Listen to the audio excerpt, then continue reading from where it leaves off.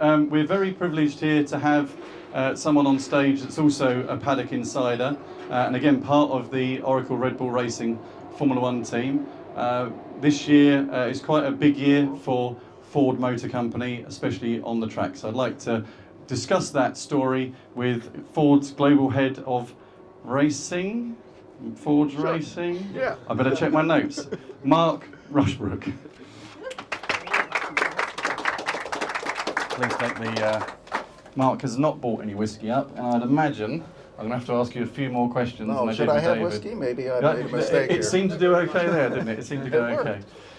worked. It is a big year for Ford. You've returned to the sport after a number of years out. This is an amazing place to bring the Ford brand. You're not a Formula One person, you're a motorsport guy. What's it like to be here amongst this madness? Well, it's incredible. I mean, this is an iconic race, and Ford has been out of Formula One for the last 22 years. And it's great to be back on the grid. It's been a massive project to get here. 3 years ago, 3.5 years ago, we formed a strategic technical partnership with Red Bull to work on the power units together in Milton Keynes. And it's been, in many ways, that 3.5 years, I can look at it, it went so fast. In many ways, it took a long time. But to be back with Ford Motor Company, Ford Racing, on the grid in Formula One, and now here at Monaco this weekend, it's incredible for our company. So I used to do the same job you're doing for a Japanese manufacturer, and most of the time I spent trying to convince them that they should spend more money on motor racing. But it seems you've got a very, very supportive board, you've got a very, very supportive family in the Ford family. What difference does that make to your job, that you know that they've got your back, basically? Because car manufacturers dip in and out of motorsport all the time, but it looks like Ford are here to stay. Yeah, we've got a pretty setup right now. A lot of people will say, hey, Jim Farley is your CEO, and he's a racer. So Mark, you've got the easiest job in the world. You just need to put a proposal in front of him and he's going to approve it. It's actually the exact opposite. Because he is a racer, he doesn't want to be seen as a racer that's spending the company's money on his hobby. He wants to make sure we're using it as a business. So 125 years ago, Henry Ford won a race in his car sweepstakes. He used it for innovation and tech transfer. He used it to get his name out there for marketing, to raise money, and 1.5 years later, almost 2 years later, he formed Ford Motor Company. So we can say we are a auto company founded on winning a race. And we've been racing ever since. We use it for innovation and tech transfer, just like he did. We use it for marketing purposes, to tell the world about our company, our products, our people. But what we're doing different now is we lean onto those two elements, but we tie it together as a business. One organization, we tie it all together. What we do here on the track, it's the same team in Ford Racing that we put it onto the road in our performance vehicles, in our Raptors, and our high performance Mustangs, and we make it a business. So we're profitable. We don't just spend money, we make money. The last podium Ford had before this year was 2003. You've just got a podium in Canada. Amazing, congratulations. I think probably earlier than everyone thought. So does that mean you're going to win this weekend? We've had ambitions, right? Wherever we race, we want to win races, we want to win championships.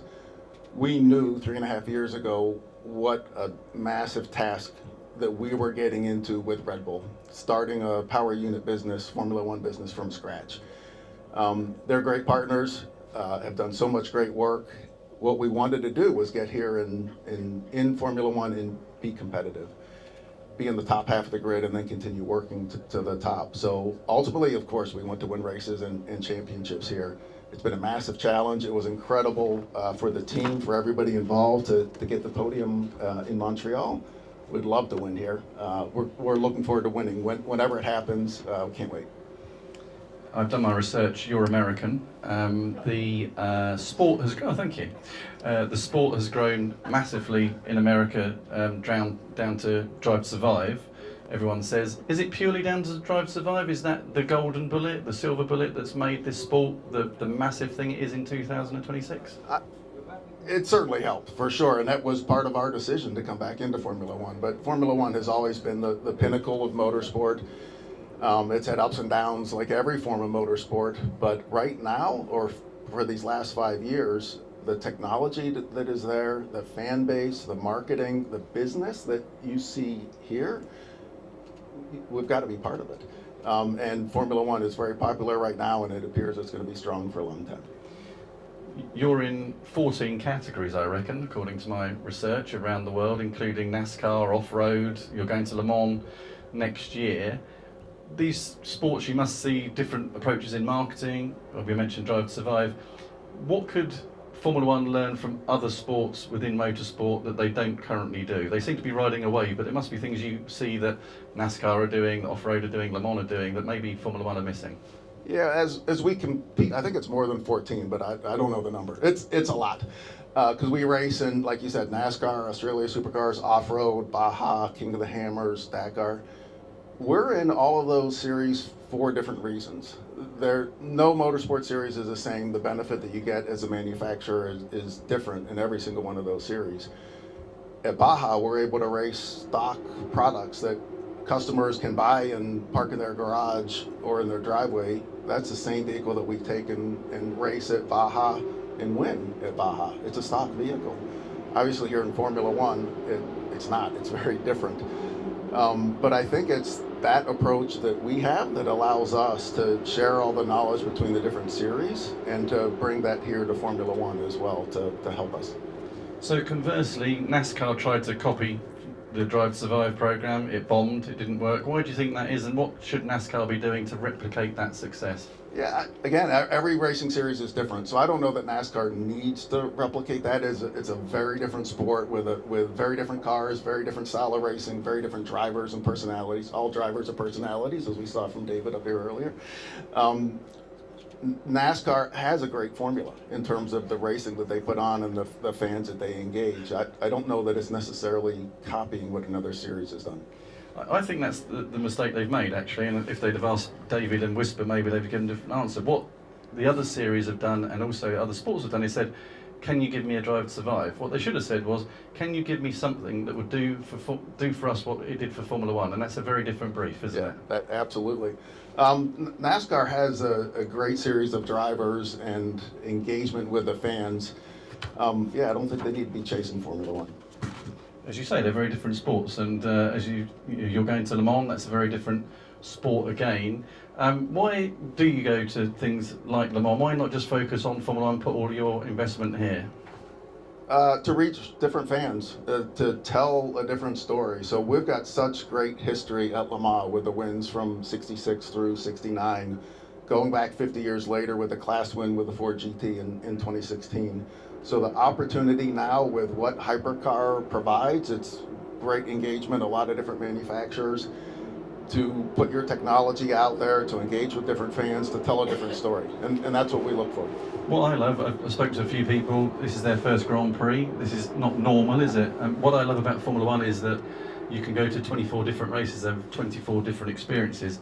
I would say to the audience here, if they haven't been to the Le Mans 24 hours, please try and attend that, especially with Ford attending next year. Yeah, absolutely. Every single Formula One race is different. The track that you go to, the racing on the track, but also the experience off the track. And for the people that are here for your first Formula One race, this is a great choice. Well done. But Le Mans is incredible because it's a 24-hour race. It's 350,000 people, I think, that are coming to that race. And to go out on the Mulsanne Straight in the middle of the night, standing in the forest, watching, hearing, feeling cars going by at 200 miles an hour, trying to identify them by the sound of the engine, by the headlights or taillights, it's a great experience. The fans there are so passionate. And let's not talk about the Nürburgring 24 hours, because that's something different again and a little bit mad, isn't it? Does Formula One have a problem that it hasn't got an American driver? You're coming in, you're obviously a very strong Ford brand, Cadillac have come in. We've got a lot of Americanization, which for me is a great thing, by the way. I think it's been great for the sport. Does it really need an American driver on the grid, a successful American driver on the grid to take the next level in the USA? Yeah, our preference would be to have an American driver here for sure, but it doesn't. We don't need it. It's not critical. We are America's race team based upon what we've been doing for these last 125 years, and I think we're able to get that story out there to have such great resonance with the fans in the United States. When we did the season launch for 2026 in Detroit, with Red Bull joining us there as part of it. It was incredible, the energy, the passion, and a lot of people behind us. One of your ambassadors, if those people that have come into the sport through Drive to Survive, is an ex-racing driver, Daniel Ricciardo. He's one of your ambassadors. He loves his off-road trucks. He's, I think, your truck ambassador. Do you see him racing a truck in the Baja or one of these off-road events for you? It's an exclusive. It's an exclusive for the race if you say yes. When we first met Danny, he was so passionate. Like, that's all he wanted to talk about when we first met him was Raptors. He owned a Raptor before we had a partnership with us. And once he stepped out of the car and he was thinking about the next steps of what he could do, what he wanted to do, and what we were trying to do with Raptors, to sell Raptors through Formula One. It may not make sense, right? These incredible off-road trucks that we're selling to Formula One fans. Daniel was 100% into that. It's just genuine passion. We had him at Raptor Rally jumping trucks. The smile on his face, I know he's always smiling, but it got even bigger. I don't know if he's ready to compete yet, but hopefully someday. You've also got another driver that drives for you in Formula One who's been trying out different sports. He was at the Nürburgring 24 Hours recently, not driving a Ford, but could have, should have won maybe. So maybe if he was driving a Ford, he could have done.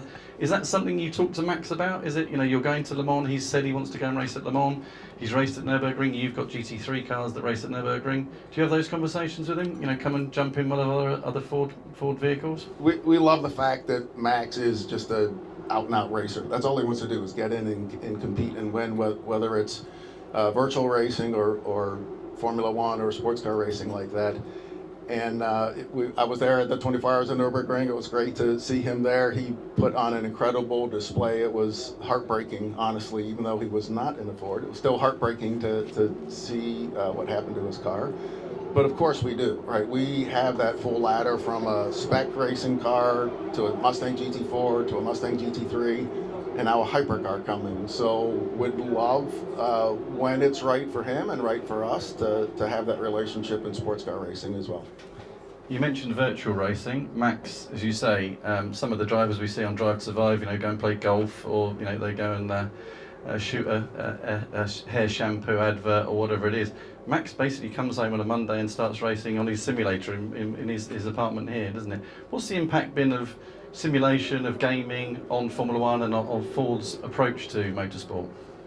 It's become increasingly more and more important. What the technology is capable of doing and how real it is able to be in terms of the vehicle dynamics, the driving experience, the racing experience, and it just gives us another opportunity to engage with customers and fans away from the racetrack year-round. So for those people that might not know this, after the FP2, so free practice that you may or may not have seen earlier, all the data from those cars would have gone back to the factories mainly in the UK, and there'll be another team of engineers and a driver sitting on a simulator, virtually driving this track, making setup changes.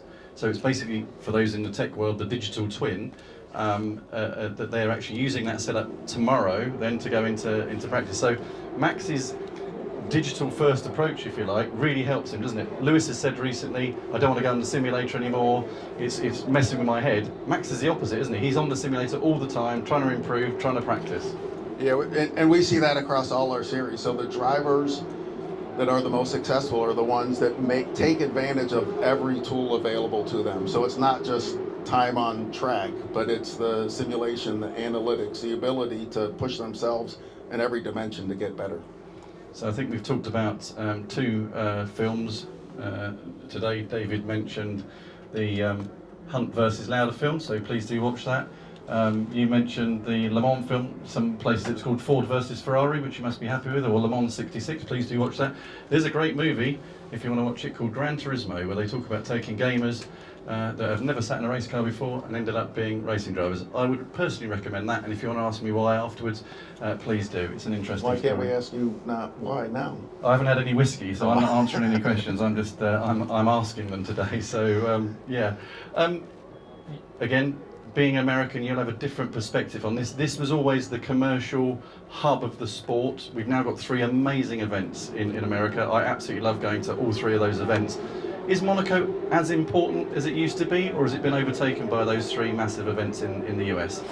I think in terms of the eyeballs, I mean, it's great having 3 races in the U.S. They're all very different. Miami, COTA, and Las Vegas, very different racetrack, a very different experience at the racetrack. But the history of what Monaco is and what it has meant for so long, I'm a little disappointed we shifted the weekend because I used to love Monaco, Indy, Charlotte. But no, it's still an iconic race.